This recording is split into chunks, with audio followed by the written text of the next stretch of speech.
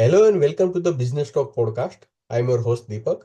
We are delighted to welcome Dr. David Schneer with us today. Dr. David is a CEO, nonverbal intelligence expert, and research moderator with over 4 decades of experience. As the leader of Merrill Research, founded in 1986, he interviewed tens of thousands globally, uncovering the gap between what people say and how their bodies communicate. Now, as CEO of the Merrill Institute, he teaches individuals to understand and apply nonverbal cues in both their professional and personal lives. Dr. David is a certified body language master trainer trained by the world's leading experts in the field. In this episode, Dr. David will share profound insights from his research-oriented book, Backbone: Surviving the Lost Road Less Quantified, towards a deeper understanding of qualitative research. Please join me in extending a warm welcome to Dr. David Schneer as he graces our podcast. We are eager to dwell into his expertise and gain valuable insights on this fascinating topic. Dr. David, it's truly a pleasure to have you join us today. Deepak, thank you so much. I'm really excited. I know some of the folks that you've interviewed before, and I'm in a super prestigious company, and very humbled that you asked me to join you today. Thank you, Dr. David. Dr. David, your book Backbone presents a unique blend of personal and professional experiences. Could you share what inspired you to write this book and how your personal journey shaped your understanding of qualitative research? Well, to be completely straightforward, Deepak, I really didn't want to write a book. I was not feeling well. It was shortly after my fourth spinal surgery when I began to think that I'm laying around healing anyway. Maybe I should write a book, and I began to talk to people about it, and turns out everybody thought that I had a lot to say and a lot to offer. The book gave me a reason to get up and out of bed and go on, and it also allowed me at the same time to push the envelope of qualitative research, my profession, like you said, that I've been doing for a very long time. And I wanted to raise the awareness of qualitative research. Look, I don't know that when people get up in the morning and they turn on their alarm clock or their phone or their tablet or open their refrigerator or their coffee makers, everything is researched before it goes out the door and lands in your house. And one of the ways that big companies do this is through qualitative research. I wanted to raise the awareness of it. And frankly, I was able to write it mostly on my back. Took me 18 months. Uh, you highlight 7 key traits of successful qualitative researcher in your book. Of this, which do you believe is the most crucial and how can aspiring researchers develop it? Oh, without doubt, Deepak, the number one trait you have to have in this business is curiosity. And that's why I started with it. It's chapter one. It's the most important. If you don't have that, you're probably not going to do well in this job. And what do I mean by that? I mean, you have to have an innate thirst for new things. And I think some people are just born that way, and others have to struggle to learn to become curious. But, you know, think about it.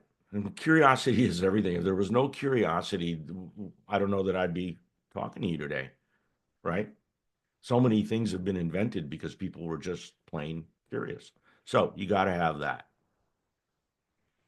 without a Uh, doubt. yeah. Dr. David, you emphasize the importance of listening with your eyes. Can you explain how nonverbal communication enhances qualitative research and how it might often tell us more than what's spoken? So it's a really good question. And this is, I think, one of the biggest points in the book that I want to make is that uh, we are relying too much on the spoken word. Now, in my job, what I do is I travel to focus group facilities or labs, or even over virtual interviews like this, and I ask people questions about, tell me, what do you think of this concept? What do you like? What do you dislike? And my job is to kind of understand whether these people are being forthright, whether their comments make sense. And what I can tell you, Deepak, after doing this for 4 decades, is that oftentimes what comes out of somebody's mouth is not what their body is saying. And so when I'm asking somebody, what do they think about this or that, and they start to show, their body starts to show me that they don't like it, but what's coming out of their mouth is that they do like it. That's a conflict that I'm trained to see. And that's when I begin to kick in and start to probe. Now, other moderators that would not be trained in body language just might let that go. They might let the spoken word take over. Dr. David, in the book, you discuss the role of body language in market research. How does the integration of body language analysis with traditional qualitative techniques change the way we interpret consumer behavior? Another great question. Let me answer it this way. Everything in market research in general and qualitative research in particular has changed since the pandemic. Okay. Everything has changed but one thing. All right. Well, let's park that for a minute and let's talk about what's changed. What's changed is this, that during or after the pandemic, most of the in-person interviewing went virtual. As a result, a lot of focus group facilities began to close. Some of them were bought up by the bigger chains, and the recruiting process, the process by which we choose respondents, that was typically done by focus group facility databases that grew old like stale bread. So the qualitative research is at a sea change, except for one thing, and that is this: that moderators and interviewers are still paying too much to the spoken word. And I advocate that all moderators get trained in body language, and that's unique. You're not seeing that anywhere in market research training. And it's odd to me that when you're trying to assess human behavior, that you're not tuned into what the body is saying. But it's been a game changer for us. So much that I devoted a chapter to how AI is already, uh, you know, hit market research like a wrecking ball. So, yeah, it's. I think research has been slow to adopt the integration of body language, and I intend to change that. Your work includes a fascinating integration of AI tools with traditional qualitative research methods. How do you see AI transforming the field of market research in the future, especially when it comes to understanding human behavior? That flows perfectly with our previous question. So it is obvious to me and others in the industry that AI can help with the analytical part of market research, whether it's analyzing numbers or whether it's analyzing words. AI can do a great job of quickly summarizing. Okay. AI can even help prevent survey fraud. Okay. AI can help you draft a questionnaire. AI can do a lot of things for you, but the way we're using it is really to deeply understand human behavior. And what I'm doing is, as a trained nonverbal intelligence expert, when I'm talking to somebody, I'm noticing, Deepak, what are called facial microexpressions. And these are quick bursts of emotion that you and any human being can't control because it's being controlled by the limbic system in your brain. But these are signals of like or dislike or sadness or anger or contempt or happiness, right? I'm trained to see that. We're now employing AI algorithms that are trained to see the same thing I am. So that when I am talking to somebody and I see a slight burst of contempt and the AI sees the contempt, we can be sure there was a sign of contempt. But what we don't know is what caused it. But with this technology, what we can do is go now find that moment in time of the contempt, okay, and then look down and see the words from the transcripts that were spoken that possibly caused that contempt. That is so powerful. So we're using, I have a backup behind me, okay, and it's been super powerful. We've already run about 6 or 7 studies with it, and we've got more lined up. And it's really changed the game here in how you can be confident that what you saw was actually how that person felt. Dr. David, curiosity is one of the 7 traits you highlighted in your book. Can you share some examples of how this trait has shaped your own research practices and success of the research you have conducted over the years? I think the best example is, I spent about a decade in the seminary. Um, I live in Northern California, not far from UC Berkeley, my alma mater, and I was able to use the graduate theatrical union there to do my studies. But people were kind of shaking their head. Why did you do this? And the only answer I have is curiosity. Curiosity drove me in search of the greater truth, right? And I just loved it, and I learned a lot. And if you look at my career, you can see I've been a journalist. I'm now a writer. I've been a researcher. Uh, every step of the way, curiosity drove me to find out more, to be better. And as even though I've been doing this for 4 decades, I kind of feel like I'm just getting started. So, I mean, think about it. Can you imagine a world without curiosity? I mean, you must be a curious person, Deepak, to interview all the people that you have, Right, right? right, Yeah. right.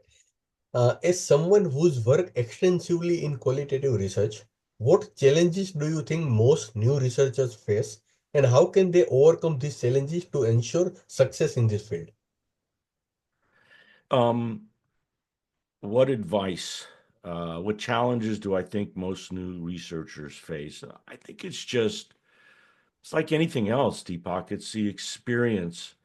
Um, uh, it's it's gaining the confidence to go into an interview or a focus group and realize that you have on top of the subject matter, you have a good handle of the people in the room, and you know how to control that group to get the most information out of it because this is super expensive. I mean, clients, Deepak, they pay $25,000, $30,000 a night for this type of research in some cases. So you kind of got to get it right. And so I think you need to be prepared and you need to uh, continue to take a moderator's certification class, like from places like Burke, Market Research. They have a great moderator training.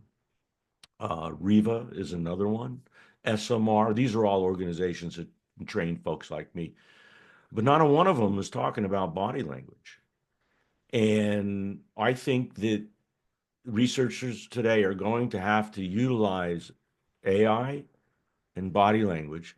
And I don't think your job will be replaced by AI, but they will be replaced by people that know how to use AI. So study up, bone up, be prepared.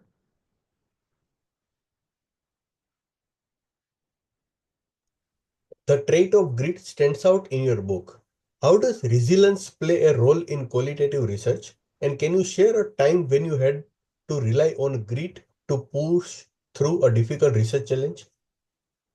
Oh, yeah. I mean, my career was spent on the road, slogging through airports, carrying computers and bags, and it really is a grinding kind of profession because it's not just about the physical stamina of getting through the airport to another city to the facility. Now you got to talk to people, and sometimes you're bone tired, uh, and you just have to have the mindset and be able to control your body in such a way that you get through it, right? And I remember one study, it was in the dead of winter. I conducted 61 60-minute interviews in 2 countries, 3 time zones, 4 cities, and in 6 days. It was like a death march. I mean, think about that. That's a lot of work, right? That's a lot of physical and mental stamina. And in my book, you hear the story of how I went through 5 spinal surgeries, and I felt like if that wasn't a metaphor for what you need in qualitative research, then nothing really is. In fact, I invited another moderator, a gentleman that I work with, Jim Warwick. Him and I have talked to more design engineers than anybody in the universe, I promise you, because he's been in the business as long as me. He went through some really horrific hardships, and I asked him to contribute to chapter 6 because he does the same thing that I do. And I wanted people to hear not just my story, but his story, right? His grit and what pulled him through. And we're still working together today, although we kind of feel like crash test dummies. But,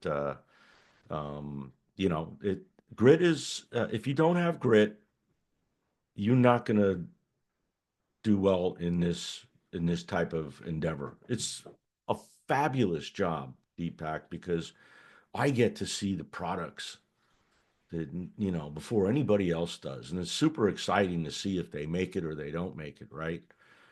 Um, but to get that right, to get the research right, so that the client can rely on it, it just takes a lot of grit, and not just physical stamina, but mental stamina.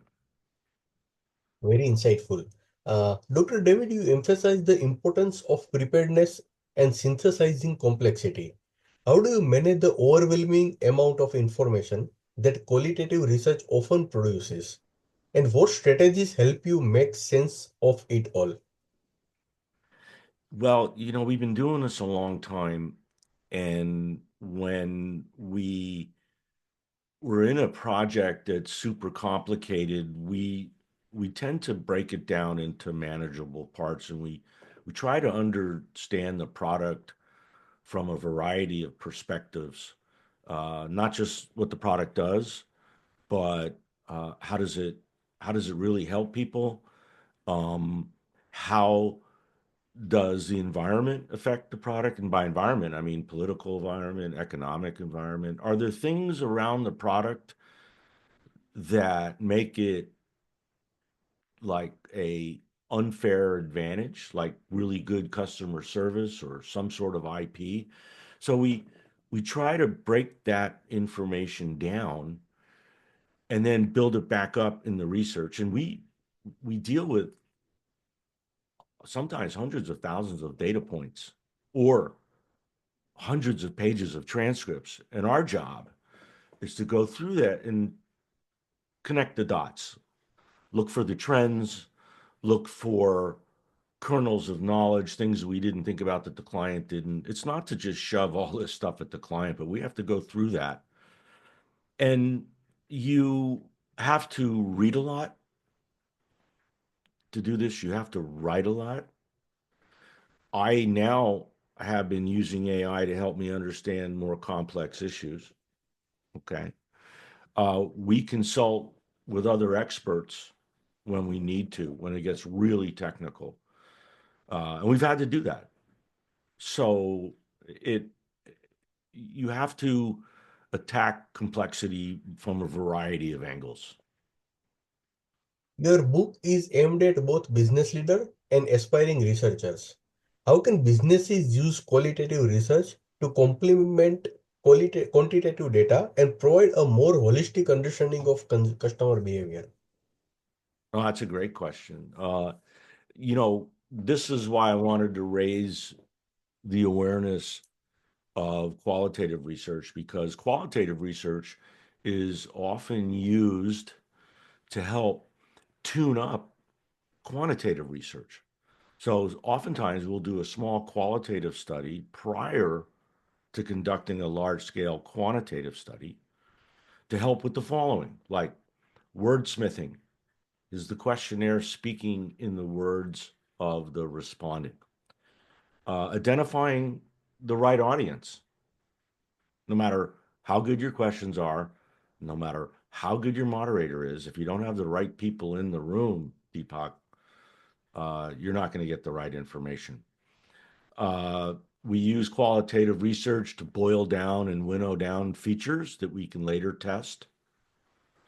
And we use qualitative research to generate new ideas for line extensions. And a lot of that just comes before quantitative research. Now, sometimes clients will want quantitative research first, and then we'll realize, okay, there's some things we don't understand here. Then we can do qualitative research to put some more flesh on the bones, so to speak. So that's how important qualitative research is, and it's less known than sort of the quantitative research that we all just watched during the recent US elections, right? We all got schooled on quantitative research. And you know what? Silicon Valley is a quantitative town full of engineers that like quantitative metrics. And to get these guys to do the touchy feely stuff about qualitative research isn't always comfortable for them. You talk about the role of venturousness in qualitative research. What does it mean to be a venturous researcher, and how can taking risk open up new insights in market research? Well, venturous is a little different than adventure.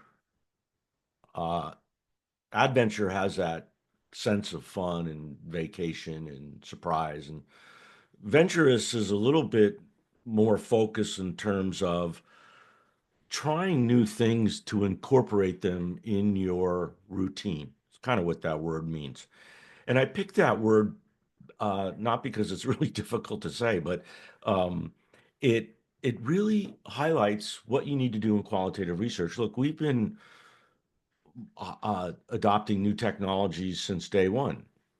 Focus group facility technology, new recording equipment, new sound equipment, new usability equipment, new UX equipment. All this stuff is, you just have to stay with the latest uh, and stay ahead of it, because if you don't, somebody else will. And some of these technologies really aid in the process. Okay.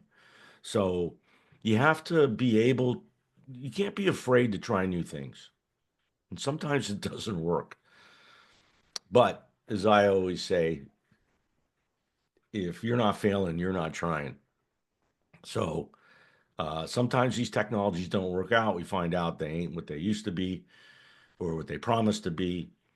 And so we weed them out, right? But you always got to look forward in this business, in any business. What advice would you give to individuals or businesses looking to improve their market research and gain deeper and more meaningful customer insights? It's probably no surprise to you, Deepak, that I would highly recommend they get trained in body language, and I mean head to toe. Okay. And I also recommend that they start to figure out how to use AI so that they can gain a competitive advantage. What I see that AI does, and by the way, it's still in its infancy, and I'm actually teaching AI a few things. All right. For example, AI can recognize a smile, but it really can't recognize a genuine smile from a smile of contentment, from a social smile. There's many different smiles. Okay. And so it sees a smile, but that's about it. And so we're training it, right? It's like a toddler AI, right? But still, you need to be trained in it and figure out how to use it to do things like make your questionnaire smarter, make your proposals better. So it's here, it's going to stay, it's not going anywhere. And if you don't use it, uh, you're going to be left behind. Dr. David, my last question. As we conclude, what do you see and vision for the future of qualitative research?